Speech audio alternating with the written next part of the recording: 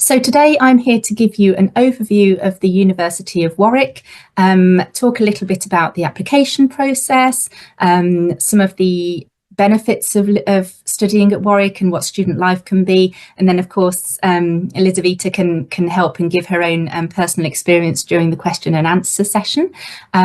So if you've heard of Warwick before, hopefully you're aware of how good we are in rankings. When it comes to rankings, this can be quite subjective because different rankings will look at different weightings of quality. So, for example, one ranking might look at how international a university is, another might look at how much research is done, another might look at how happy are the students there. So it's always useful to bear in mind what exactly is it that the ranking is showing.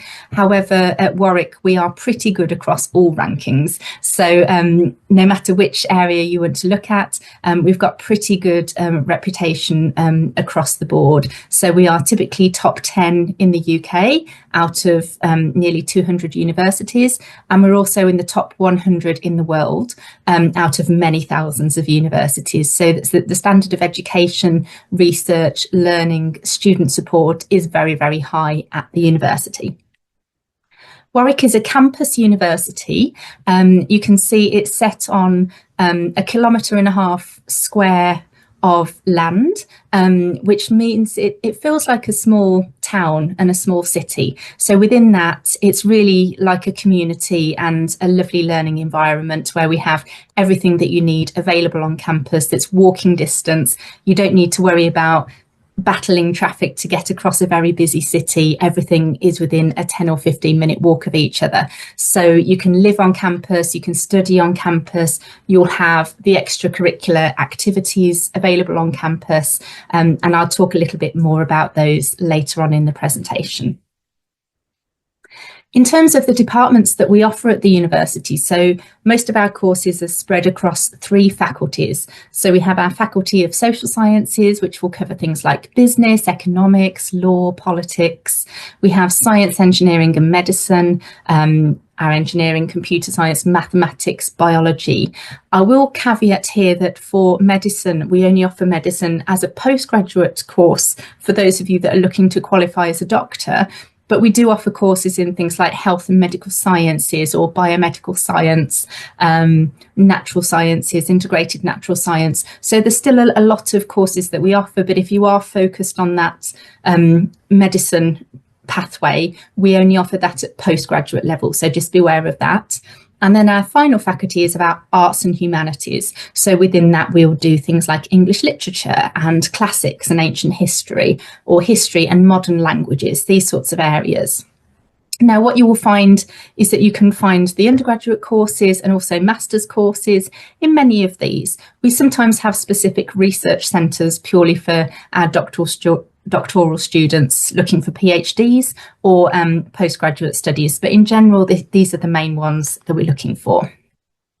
And in terms of the level of degrees that we offer at the university, we offer them across 4 main areas. So you've got your pre-degree level, which is for those of you who might be interested in foundation studies. So, for example, if you're studying the attestat here in Russia and not a international qualification such as the international baccalaureate or something like that, it's quite likely that you need to do a preparation year before you can study your bachelor's degree. So we offer an international foundation programme at the University of Warwick.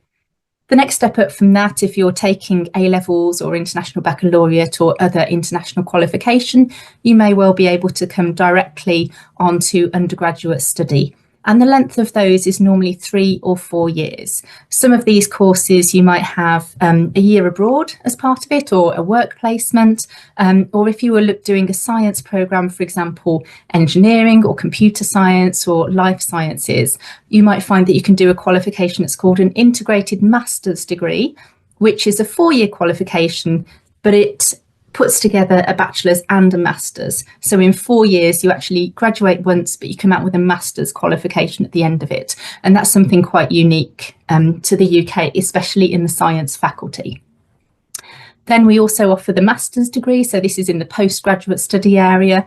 Our master's degrees are typically 1 year for a taught master's programme. So it's a very intensive year, but in terms of you moving forward with your career and the cost of the tuition fees and the cost of living, it's a lot shorter than perhaps if you were looking at other countries such as the United States, for example, where it's typically 2 years for a master's degree.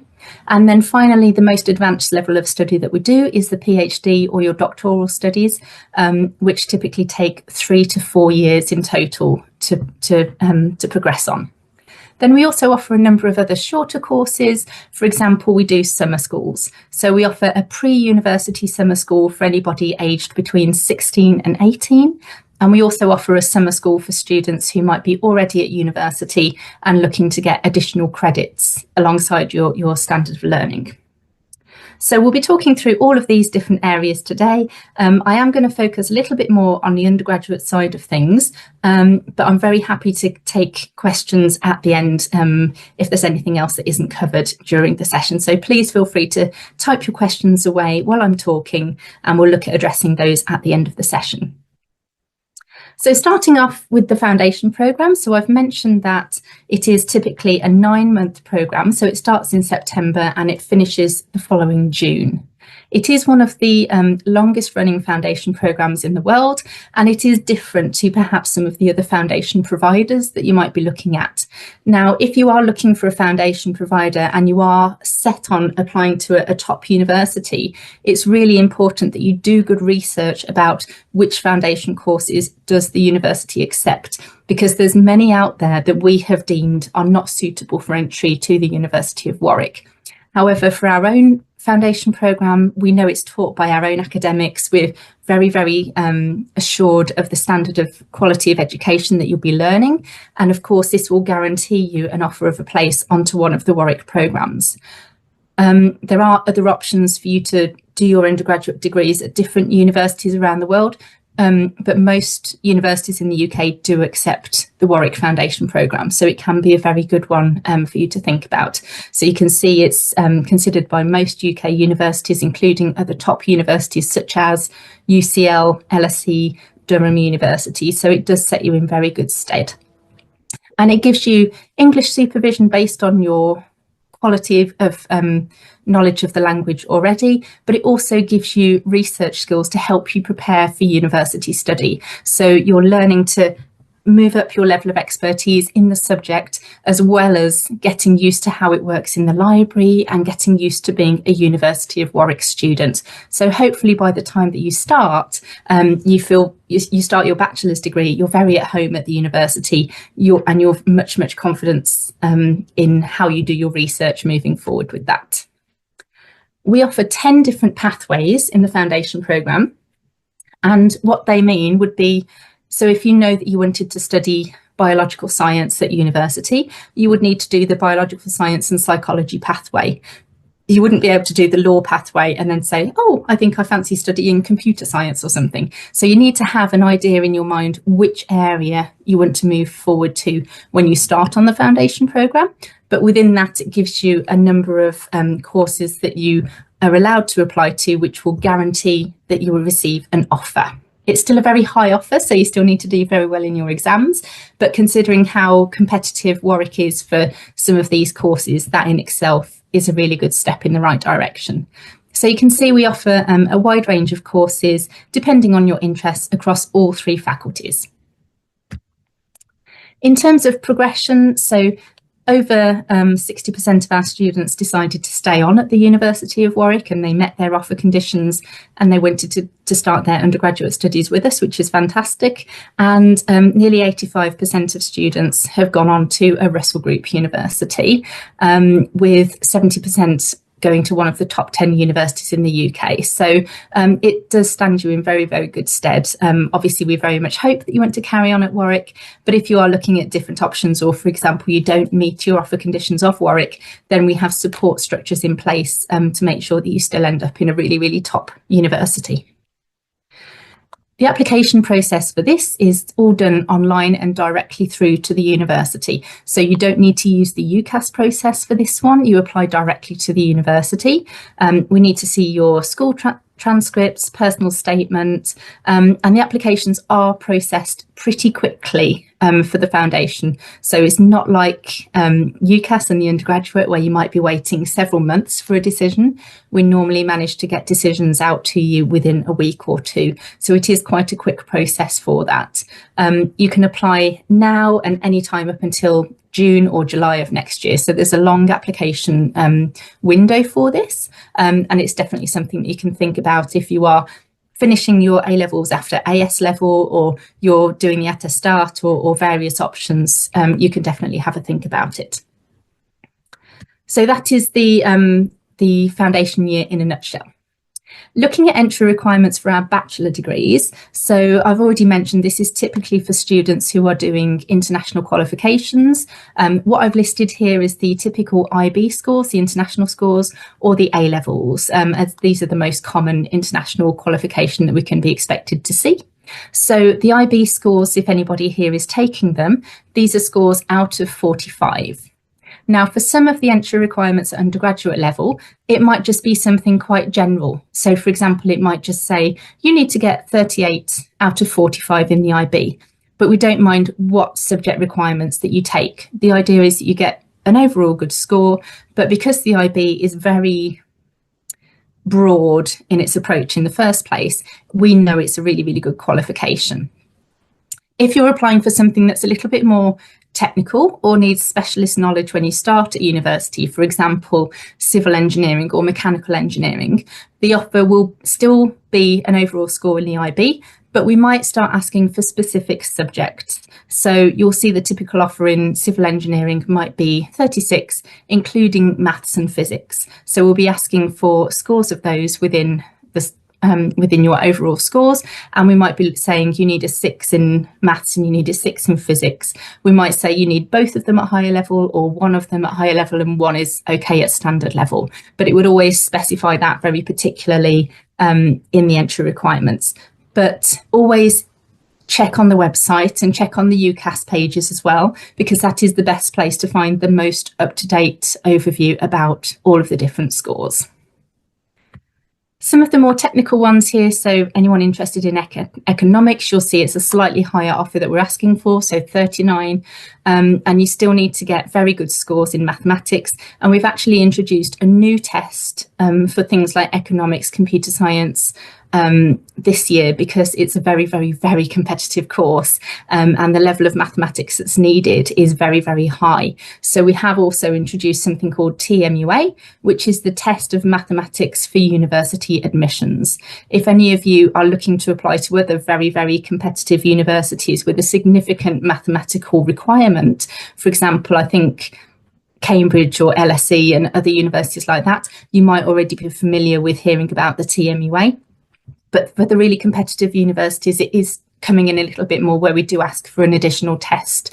So just bear that in mind in your practice papers, and making sure that you are signing up for any required tests that the universities might need within the application process. It's a similar complicated offer for things like mathematics. So you might need a score in maths and further maths, and you might need the TMUA or a STEP or something. And for other courses where they're a little bit more general, like film studies, we might say, we don't ask for a specific subject, but we need to know that you can write essays. So you'll see there's a big long list here of different courses that they can accept as a key course. So, but all of these are very essay-based courses, because film studies is an essay writing course at Warwick. So it's really important that you are reading and familiar with all of the different entry requirements to make sure that you stand a good chance of being considered for the university process. I've got an extra slide here on TMUA, just because this is a new process for this year and you might not be aware of it. So here it lists all of the different courses that we do now require it for. So economics, computer science, mathematics, statistics courses, all of these require the STEP or the TMUA paper. But if you're applying for something like PPE, which is politics, philosophy and economics, even though that does have an economics element in it, it's not a high enough percentage of economics in the overall course to warrant you needing the TMUA. So it can depend very much on, are you applying for a full course in just this one study, or is it just a smaller part of the percentage of the course? But it will always be listed on the website if it is necessary or not. So you can always make sure that you're reading it and making sure that you have the correct information. If you are applying for a course that needs it, I've put links here, and I can share the slides with Students International after this, so that you can learn more about the different tests and the practice tests that you can take to stand you in as good enough stead as possible. So we've talked about the entry requirements. You know the different things, whether it's IB or other qualifications. If you're taking something else like the French baccalaureate or other qualification, we do have a lot of different international qualifications listed on our website. So when you go to the study pages, there is a drop down menu where you can pick your country of nationality and check what the requirement is for the different qualifications in those countries. But if you're ever not sure, we're a very friendly team here at Warwick, so always feel that you can email us and ask, and we can double check and give you the correct answer. So never feel that you can't ask the question whether you're need any clarification on eligibility. So let's assume that you've done all of this research, you have the right predicted grades, you're taking the right classes, and you want to apply to us. So the area on qualifications and what you need to apply to that's one small part of the application form. The other part of the application form would be a reference from your school, and the other area will be areas in your personal statement. So when we get the application form, we actually look at all of these together. So your academic qualifications naturally are very, very important. If we've got a very high competitive nature of the courses, which is true for a lot of them at a top university like Warwick, it's taken as granted as you will need to get the minimum requirements that we're looking for.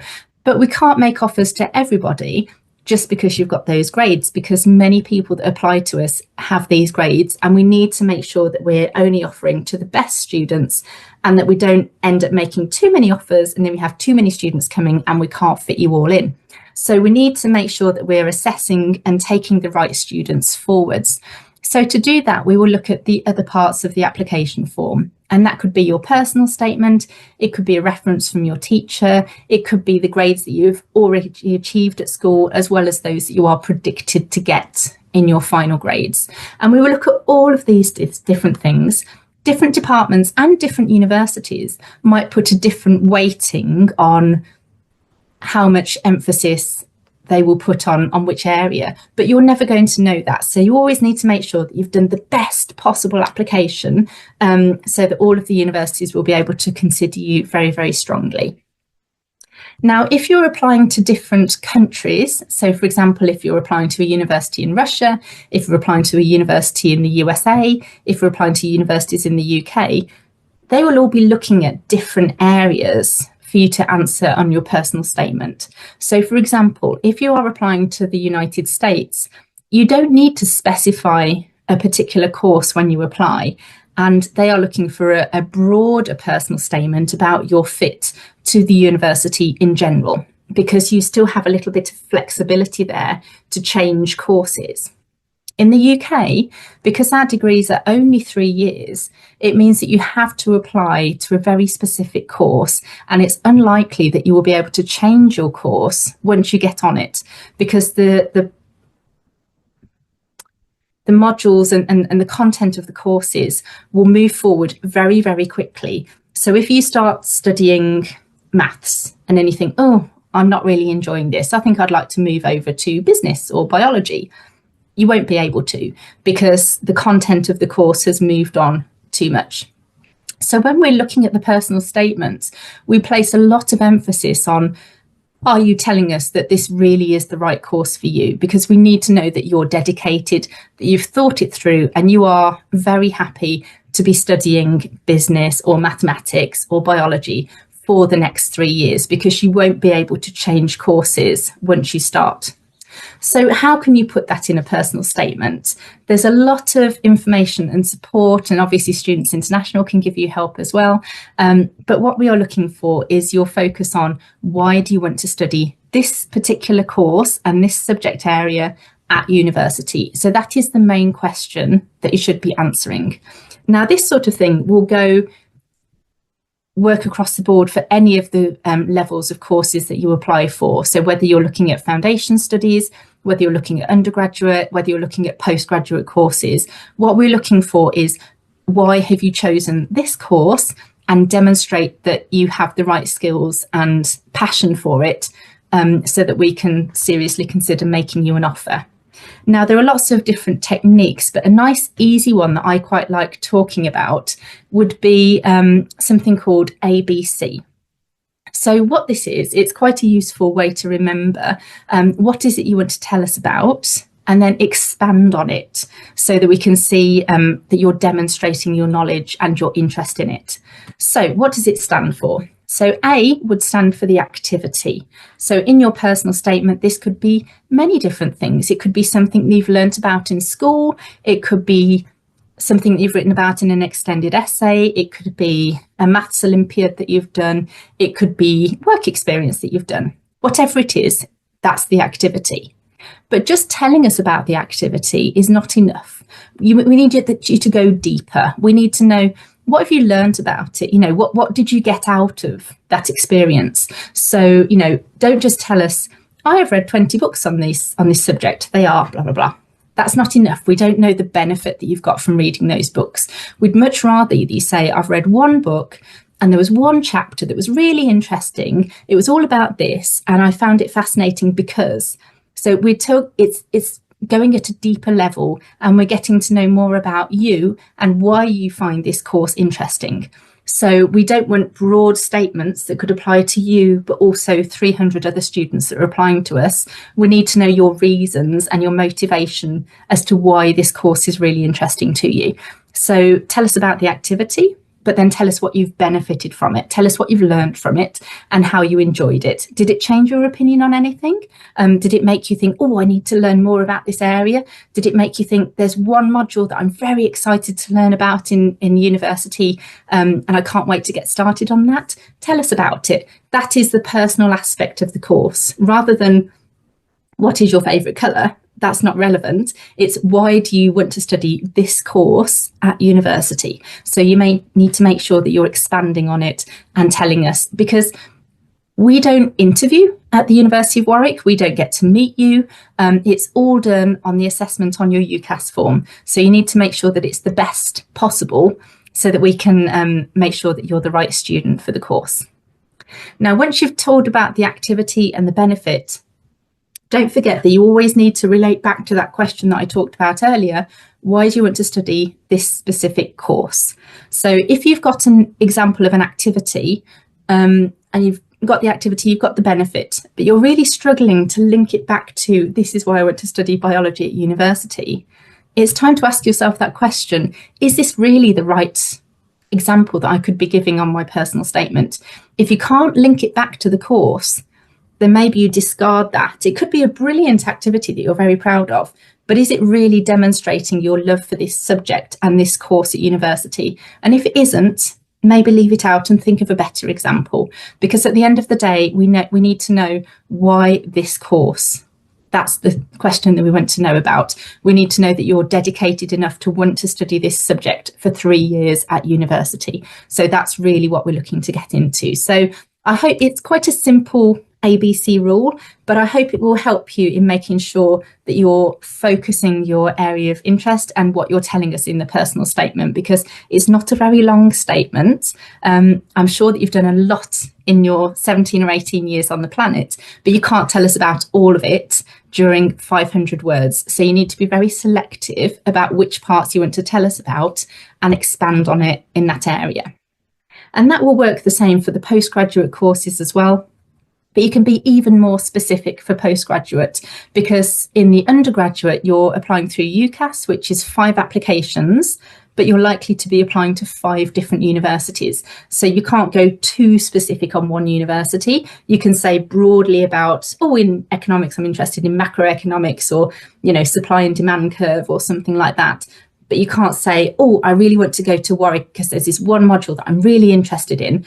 because the other 4 universities will also read the same personal statement and go, well, maybe you're not that interested at studying at the University of Durham because you're talking about Warwick in the personal statement. So it needs to make sure that you're talking to all universities within that. But with the postgraduate, it's similar application to the foundation. You apply directly to the university, so you can make a very focused application in your personal statement to why is it this specific course, what is it about the modules that you're interested in, how will it help you in your career, and you can be a lot more detailed on that because you apply directly rather than through UCAS, which gives you more choices. So, but you can still use the ABC rule to help you. It just depends on the level of study and what will work best for that application process. So in terms of tuition fees at the universities, so every university will offer different costs. This can be down to where they're located in the country. It could be down to the ranking, the size of the university. So the different level of cost of courses will vary. Warwick is one of the more expensive ones, but that's because we're one of the top ranked universities. So what you can see here is a list of the different areas of study and the cost that would be required of those. Now, for an undergraduate, you will see that they range from 26 and a bit up to £33,000. And that's because different courses have different prices. So if you're looking for what we will call a more classroom-based course, for example, law or politics or English literature, that's more taught in a classroom and with libraries and doing a lot of extra reading. If you're applying to something like engineering or chemistry or biology or even theatre, there's a lot more technical equipment that goes into setting up things like those. So there's a higher price cost attached to that course. And that's where you will find the difference in cost. But again, it's all very clearly linked on the university website. The same can be said for the master's courses. In the business school, the finance courses are generally the more expensive.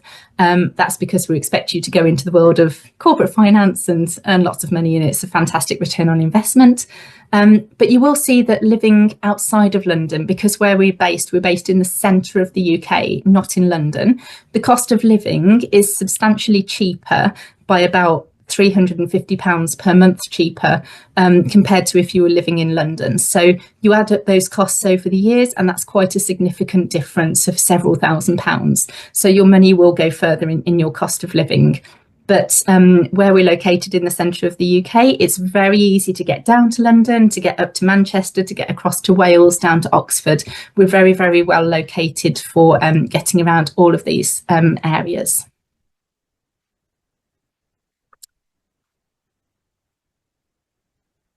So fees and funding. So in terms of what you can go into, so for undergraduate students, we have our own undergraduate excellence scholarship that you could apply to. I've got all of the criteria listed on here, but basically you need to be an international student, so paying the international fees rather than the UK fees, and you need to have applied before the UCAS deadline of the 29th of January. So if you haven't got your application in yet, you've got another day to do it before that deadline. So have a think about it. What that will offer, so for 2025, we're offering 15 full tuition fee scholarships. So if you're applying to law and the fee was 26 and a bit £1,000, if you were to get a full fee scholarship, you would pay no tuition fees at all. You would still have to pay living costs, but no tuition fees. And then we offer a much larger offering of 50% scholarships. So that could reduce it from 26 down to 13,000 or something like that. So there's still fantastic scholarship offerings, and especially for the level of quality of university, it's probably one of the best scholarship options out there for UK students. But just beware of the application process. So very briefly here, applications opened in November and they will be open until March of this year. Now, we don't expect that you need to be having an offer by March. And in fact, with Warwick, the way that we process our applications, that's unlikely that most of you will have them by then. But you still need to apply for the scholarship by that deadline so that we can start processing and reading all of the different application that we receive for it, so that then we have a selection panel by May of this year. And we let you know before the UCAS deadline when you need to choose your firm and your insurance choice. So we would let you know if you have a scholarship before you need to choose that on the UCAS form. We would not say you have to choose Warwick as your firm choice, even if you can't afford it, and then say, oh, sorry, you didn't get the scholarship. We wouldn't do that. So you can make a proper decision on whether you can actually afford to come to university at Warwick before you need to choose your firm and insurance choices. For postgraduate scholarships, there are more offerings available, and they're normally departmental scholarships, which could be normally in the area of tuition fee discounts. So similar to the Excellence Scholarship, they normally vary between 10 and 50% tuition fee discount. Occasionally, you might find one that is 100% tuition fee discount, but it will vary from department to department. But I've put the link here, and I can again share that in the chat for you later and share the slides with you at your own time. And different departments will have different deadlines and criteria of what they're looking for the application process for those. And then you've got your external scholarship bodies such as Chevening, the British Council, other things like this that you could look into to see if you're eligible to apply for these. And then there's even more funding available for research students, for research reference and those sorts of things. But everything that we can offer will be around on this scholarships link that you can then do your own searching for on the website. So I think that's all of the application areas that we'll talk about. But again, I'm happy to expand on these in the question and answer at the end. So we'll move on now to a more general overview about the university. So Warwick was founded in 1965. So if you're expecting a really old building that, you know, looks a bit like Hogwarts or something like that, you won't find it at the University of Warwick because we were only founded in the 1960s. But that means a lot of our buildings are very modern, very spacious, with fantastic sustainability areas to them. And by not being in the heart of the city, it means that we have a lot more space available to have these new buildings built for your comfort. So it's a really exciting place to live as a student. This building that you're seeing on the video, this is our Faculty of Arts building. So this is the home to most of our Faculty of Arts departments, such as English, modern languages, film, classics and ancient history, lots of different areas like that. So it's a fantastic building. But even if you're studying something like economics, business school, you're more than welcome to go in there. You'll see there's a lot of group study spaces in here. It's a lovely open space. There's a cafe there. So you're very welcome to walk in and use the public space available to you. Other things that we have available on campus, we also do, we have our own Warwick Arts Centre, and this is the largest multi-arts-based building outside of London. So within this area, we have 2 cinemas, we have a theatre, we have an art studio, and we have an auditorium where we get musicians, bands, comedians, orchestras coming. And it's not owned by the university. We're just very, very lucky that it happens to be on our campus. So if you're into film and arts, this is a really fantastic thing that you can join alongside. As I've mentioned, that as a campus university, we're always looking to improve it and make it as big, as fantastic for our students as possible. This picture here is of our sports and wellness hub. Now, this was launched during the pandemic, so it's maybe 4 or 5 years old now, but it's a huge, absolutely fantastic space that you can join as part of your to make sure that you've got a healthy body as well as a healthy mind.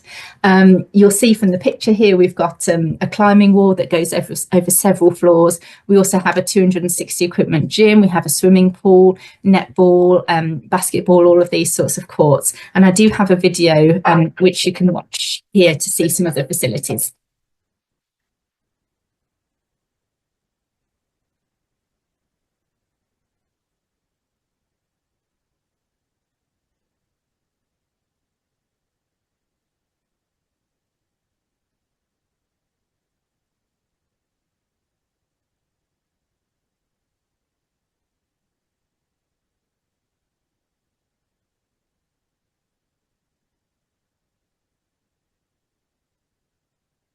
There we go. So at Warwick, we have a lot of different sports clubs and societies.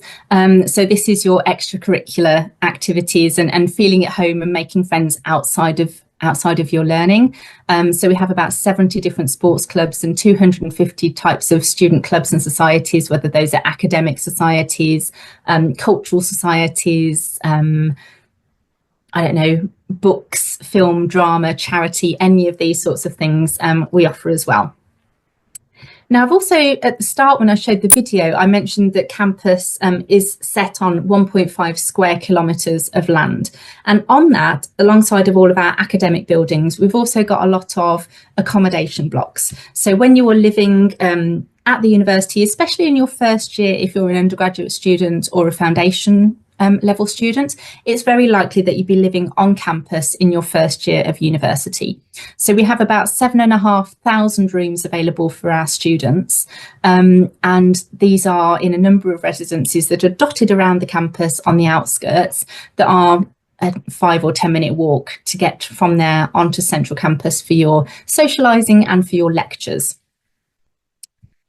All of the rooms that we have in the UK are single study bedrooms. So rather than sharing a room that you might do, for example, if you're going to the United States or somewhere like that, they're mostly single study bedrooms, but you might be sharing a kitchen with perhaps 8, 10, 12 different students.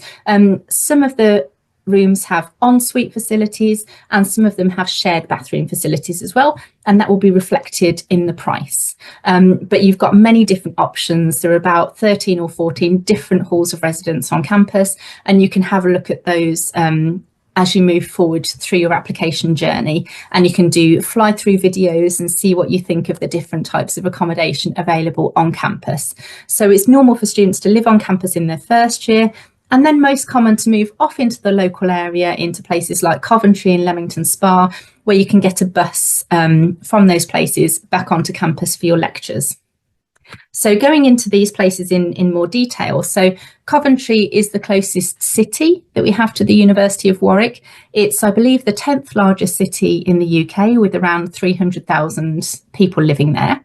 It's a very student-friendly city with about 12% of the population being students, because there's the University of Warwick, there's also a university in Coventry city centre. So there are lots of student discounts, student nights out, restaurants. It's very multicultural and an exciting place to go and visit. You will see from the picture here, you've got some ruins of a cathedral. So actually Coventry was very heavily bombed during the Second World War because it's historically quite an industrial manufacturing hub in the UK. So they wanted to target a lot of the factories, and the cathedral that you can see, it's left as a shell as a memorial to what happened, but they've actually built a new, more modern cathedral literally next door to it. So it's quite nice, but you'll see that the cathedral, the ruins of the cathedral, they then use for different food festivals, or they used to put an ice rink in there over the winter. So it's a really nice hub to do different things.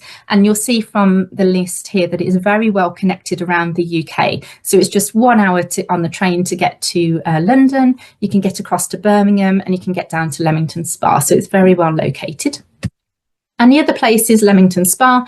This is a town rather than a city. It's a smaller population of maybe 60 or 70,000 people, but still a really nice area with lots of cafe culture, nice parks, lots of students living there. There is a University of Warwick hub there as well for you to use laptops and computers without having to go onto campus, but it's probably a 15 or 20 minute bus ride from Leamington back onto campus. But living away from campus is another adventure and journey, I think, but you'll go to both Coventry and Leamington in your first year when you're living on campus as to explore the different areas, so you'll get a feel for yourself where you prefer living going through those. Warwick is a very supportive university in terms of helping you through your different adventures or problems that you might have or you might come up against as a student. For example, you know, you're moving to a whole different country. That's going to come with the language being different. It's a different culture. The weather's going to be different. The food's going to be different. You won't know anybody. But we have a lot of support in place for you. So there is always an academic tutor that will help you. So whichever department you go to, there will be a personal tutor who's assigned to you that you can go and speak to if you have any questions about the academic side of your studies. Each of the modules or the different classes that you take will also have an academic lead, and they are always happy to answer any questions that you have. Then there's also support from the international team. So, for example, immigration can help with all visa questions. The accommodation team can help with any housing questions. The student recruitment team, like me, can help you with any process up until when you enroll at university.